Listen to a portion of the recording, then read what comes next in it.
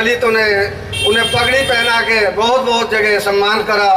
एक बार उनकी पत्नी हमारी माता रमाबाई कहने लगी, साहेब, वो साहेब कहती थी बाबा साहब को, कि मैं भी आपका सम्मान देखने जाऊंगी। एक सभा में उन्हें बुलाया उनका सम्मान के लिए कि मैं भी आपका सम्मान देखने जाऊंगी।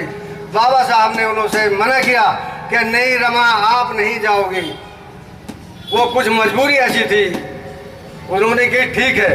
बाबा साहब अकेले चले गए और रमाबाई के दिल के अंदर बहुत ज़्यादा लालसा थी।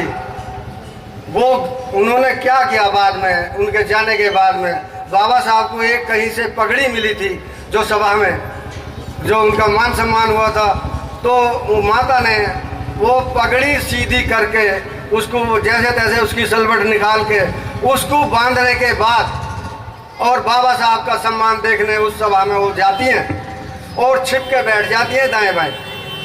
लेकिन बाबा साहब जब वहाँ भाषण देते हैं और चारों तरफ सभा में देखते हैं, उन्हें वो माता रमाबाई दिखती है, तो कहते हैं वो कुछ नहीं कहते, अपने घर आ जाते हैं और माता रमाबाई पहले ही आ जाती हैं। तो उसके बाद घर पे वो कहते हैं, रमाबाई मैं आपका जो है गुनहगार हूँ, क्योंकि वो जो साड़ी पहन के गई थी वो पगड़ी की साड़ी थी, वो सुकड़ सुकड़ के घुटने तक आ गई थी। वो माता रमाबाई कहने लगी, आप गुनहगार किस लिए हो? मैं तो साहब गई भी नहीं वहाँ आपका प्रोग्राम देखने, मैं आपका सम्मान देखने नहीं गई, मुझसे किस बात के गुनहगार हो? कि नहीं, मैं गुनहगार हूँ। किस बात के गुनहगार हूँ? सुन लो कि मैं 7 करोड़ अछूतों के अधिकार वहाँ से मांग कर लेकर आया हूँ। यहाँ पे मेरा जगह जगह पूरे भारतवर्ष में सम्मान हो रहा है और आज मेरे पास इतने भी पैसे नहीं है रमाबाई कि मैं तुम्हारे लिए एक साड़ी का भी बंदोबस्त कर सकूं, मैं तुम्हारे लिए एक साड़ी भी खरीद के दे सकूं रमाबाई, इसलिए मैं तुम्हारा गुनहगार हूं। और बाबा साहब आंसू से मतलब आंसू भी निकल पड़े बाबा साहब के।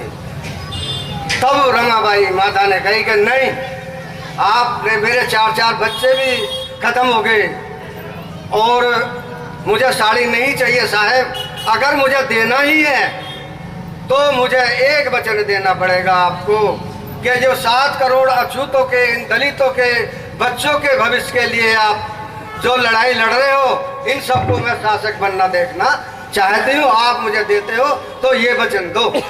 बाबा साहब ने रमाबाई से कहा कि धन्य है मुझे जो ऐसी पत्नी संगनी मिली और मैं बहुत आभारी हूँ। अगर आप इतना मेरा साथ ना देती तो मैं जो है इतना दलितों का जो है मसीहा नहीं बन पाता। ये तो वहाँ तक की बात। अब बाबा साहब की एक और कहो तो छोटी और बता देता हूँ। अब आता सवाल के बाबा साहब ने एक दूसरी शादी क्यों करी?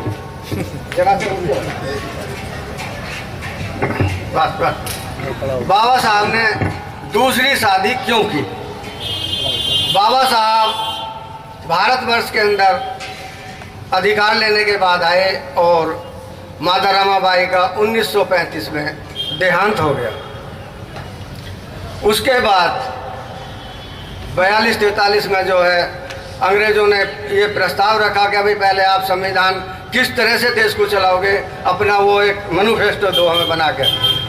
तो यहाँ पे एक यूरोप का विशेषज्ञ, संविधान विशेषज्ञ आया हुआ था, नेहरू ने उसके पास संदेशा भेजा कि आप जो हमारा एक मैनिफेस्टो संविधान बना के दो ताकि हम अपने देश को जो है किस तरह से चलाएंगे, ये हमारे से डिमांड करी गई है।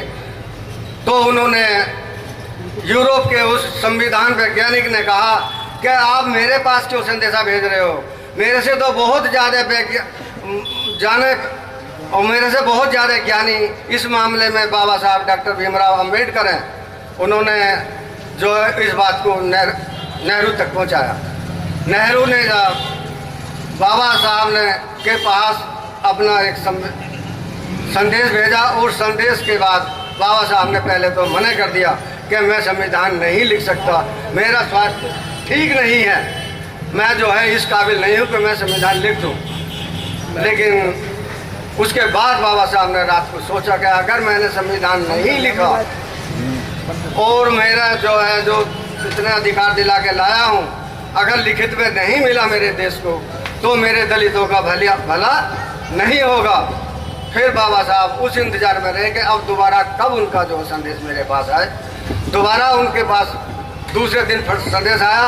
उन्होंने, बाबा साहब ने कहा कि हाँ मैं तैयार हूँ, मैं ये संविधान लिखूँगा। स्वास्थ्य ठीक ना होते हुए भी उन्होंने संविधान लिखा, लिखने की तैयारी करी, लेकिन स्वास्थ्य ज़्यादा ठीक नहीं था।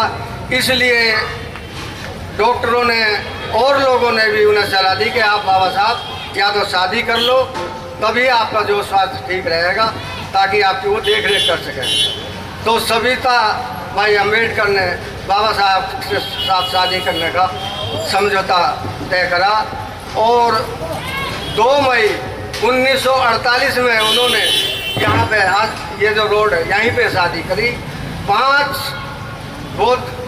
भगवान बुद्ध के 5 नियम मानने के बाद जो उन्होंने समझौता करके ये शादी करी। और बाबा साहब ने बड़ी मुशक्क़त के साथ पंखे में अपना पैर रस्सी बांध के नीचे पैर लटका के पूरी रात जाग के बड़ी मेहनत के साथ 2 साल 11 महीने 18 दिन में संविधान को जो है संपन्न किया।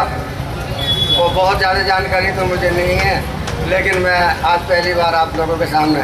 जय भीम, जय भारत, धन्यवाद। Press the bell icon on the YouTube app and never miss another update.